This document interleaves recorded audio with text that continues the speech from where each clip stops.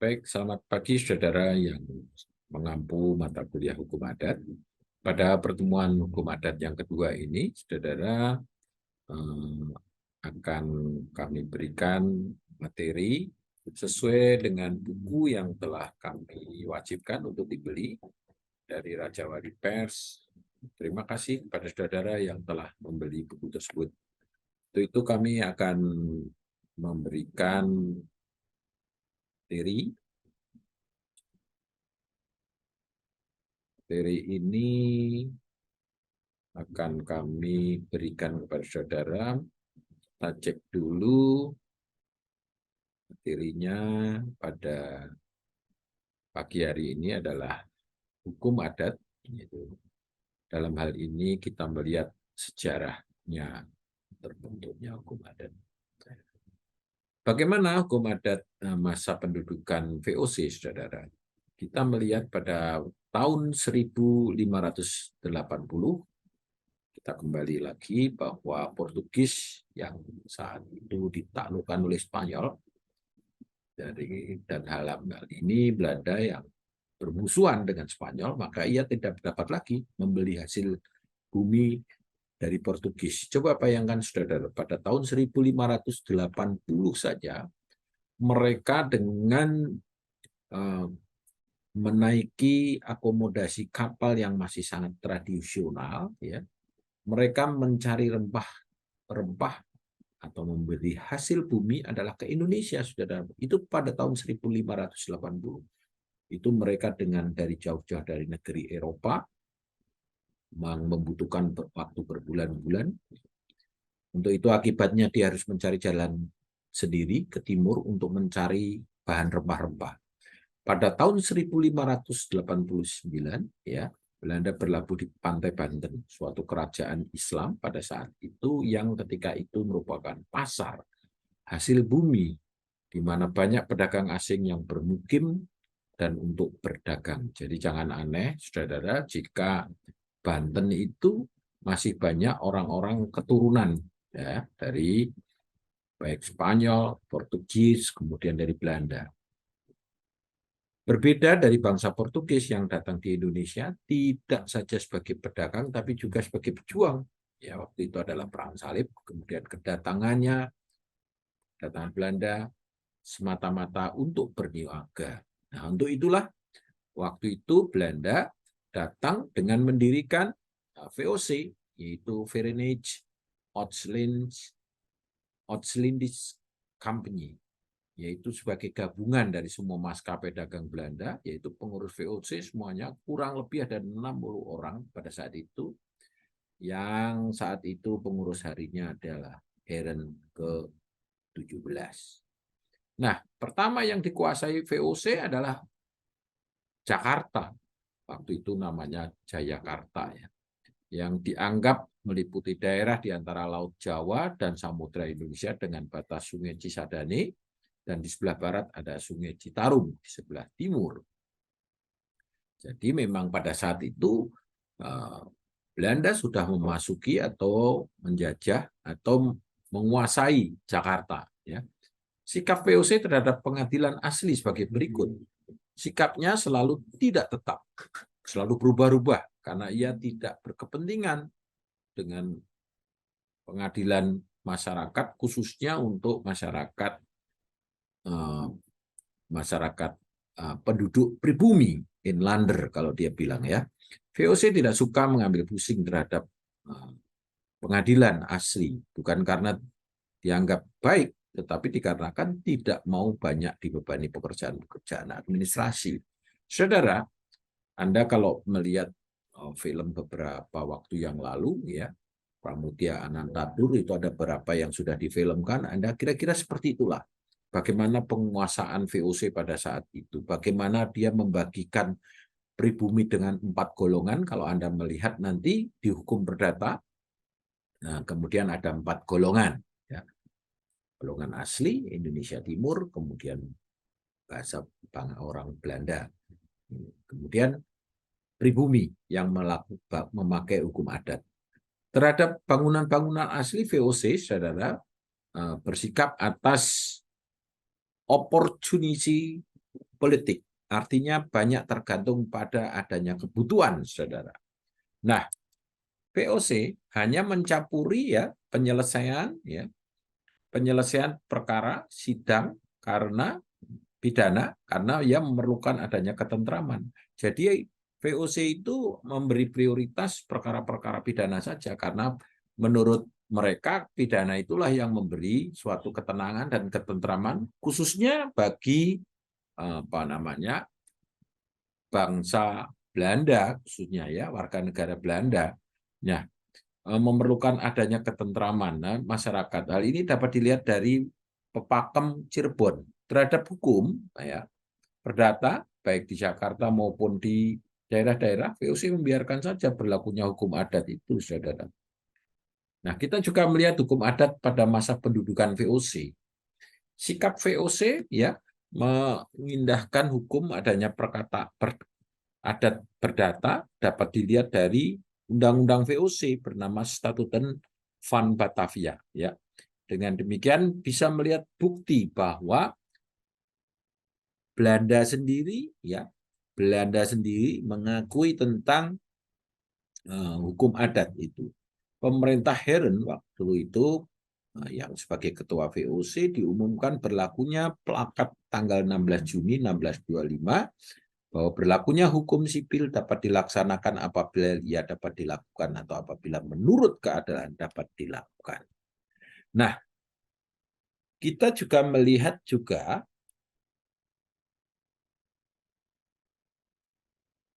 masa Hindia Timur pada tanggal 31 Desember setelah dibubarkan ya.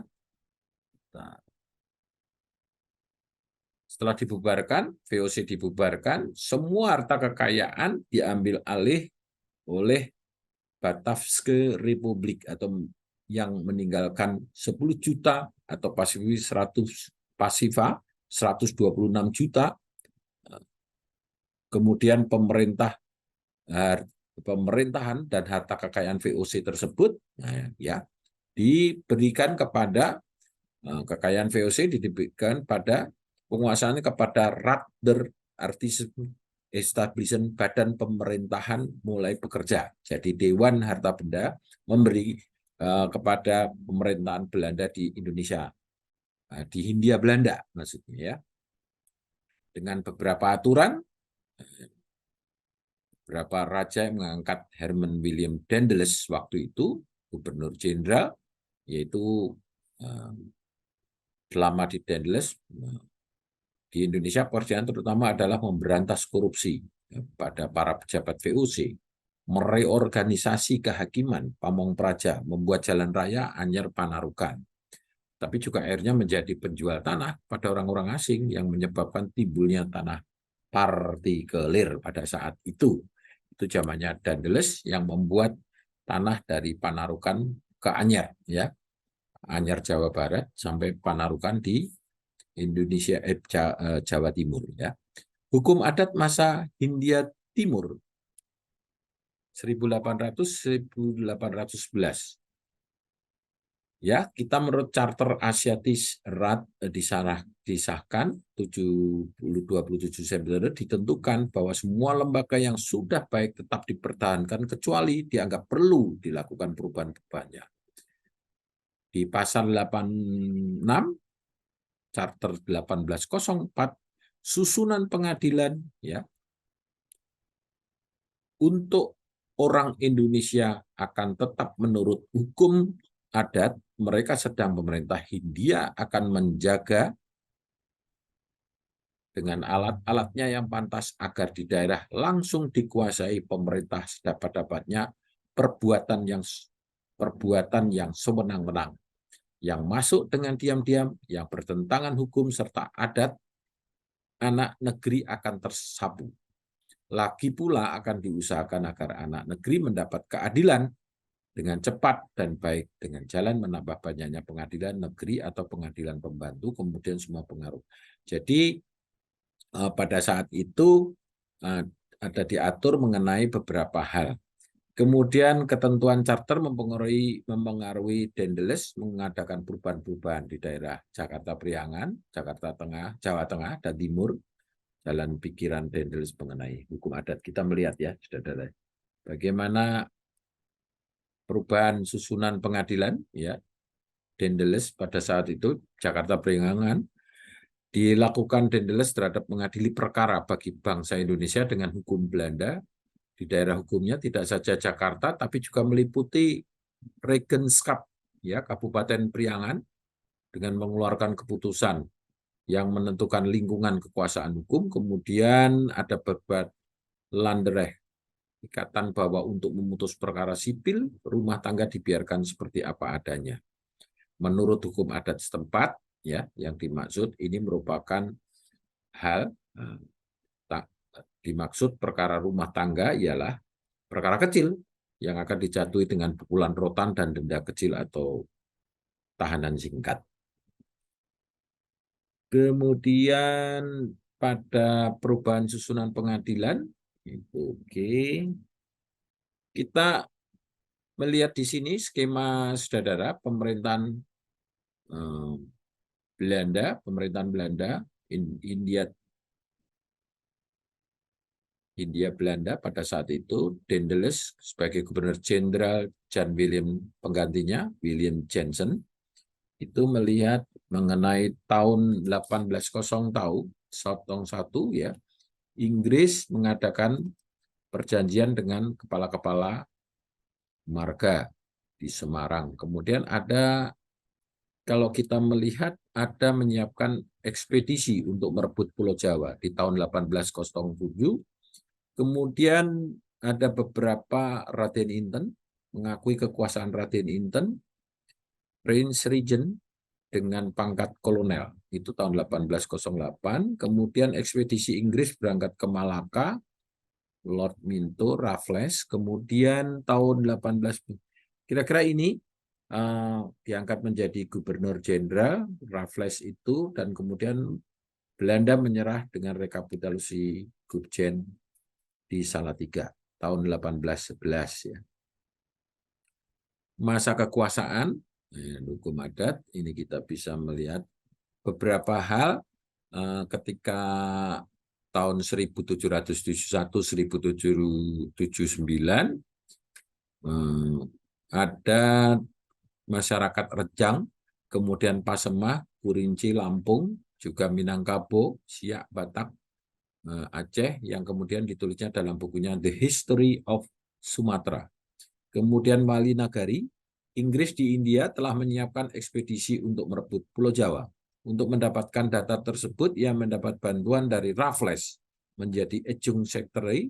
Kemudian Raffles juga diangkat Lord Minto, agen politik mengumpulkan bahan-bahan guna merebut Pulau Jawa.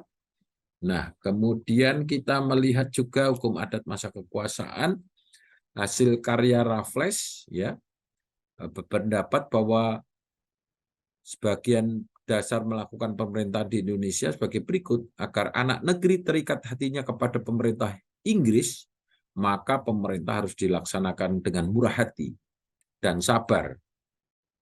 Pengaruh Inggris harus benar-benar diperkuat di kepulauan itu agar kedudukannya di sana tetap kuat, walaupun mungkin jajahan nanti dikembalikan setelah tercapai perdamaian di Eropa. Nah, saudara, ketika Raffles diangkat menjadi Letnan Gubernur, Lord memproklamasikan dasar-dasar pemerintahan Inggris sebagai di bawah ini, sebagai politik yang bermurah hati, sabar, kemudian susunan pemerintahan lama akan diadakan perubahan, kemudian lembaga-lembaga VOC yang diteruskan Dendeles bersifat biadab dan feodal, istilah Raffles waktu itu ditiadakan. Kemudian sistem pajak yang dibayar dengan benda dan kerja paksa akan dihapuskan.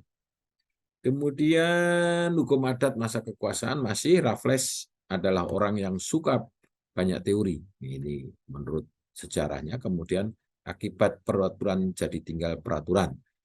dipakai hukum adat mengadili bangsa Indonesia yang dilakukan oleh orang Indonesia di masa Raffles tidak berarti bahwa para hakim, wedana, dan bupati dapat bertindak secara arbitrer. Menurut kemauan mereka sendiri dalam Division Court atau Region Court, Raffles menghormati hukum adat atau perdata dikarenakan mengambil contoh dari pelaksanaan pemerintah Inggris di India. Tapi walaupun demikian, saudara, hukum adat diperlakukan sebagaimana juga di India, harus mengingat syarat-syaratnya.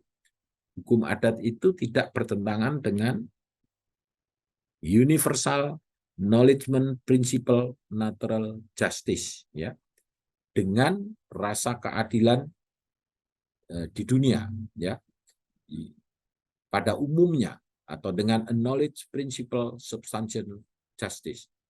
Jadi hukum adat itu dapat diberlakukan dengan tidak bertentangan dengan peraturan-peraturan pada umumnya, rasa keadilan. Itu kira-kira saudara yang bisa saya berikan pada pertemuan hukum adat kedua ini. Terima kasih bagi saudara yang sudah mendengarkan, kemudian selamat belajar, dan pada pertemuan kali ini saya tidak lupa akan memberikan tugas nanti akan dibagikan melalui Edlink, saudara. Coba Anda periksa di Edlink. Kemudian jangan lupa untuk absen melalui Edlink tersebut. Terima kasih, selamat pagi, dan selamat belajar.